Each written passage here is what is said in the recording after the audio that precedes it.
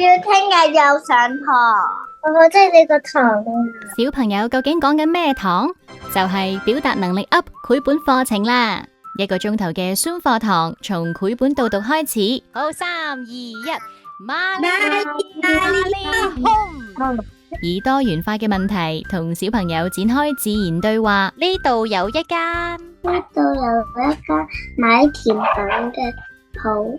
故事之後，小朋友會透過趣味練習，學習組織語言，累積句子嘅長度。佢唔應該抌垃圾落地下。咁佢應該點做啊？應該抌去垃圾桶。係，冇錯啦。有條理咁表達情緒、原因、想法等等。我覺得呢班小朋友好唔開心，因為俾啲敵人捉咗。兔媽媽喺邊度做緊啲咩啊？兔媽媽喺廚房度煮緊嘢食。咁啊，兔爸爸呢？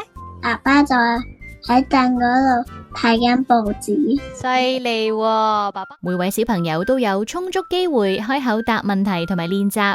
check 條試下。日光。不知不覺間提升5大能力。拜拜啦！小波老師，拜拜。拜拜啦！快啲加入我哋嘅課堂互動學習，提升自我表達嘅信心啦！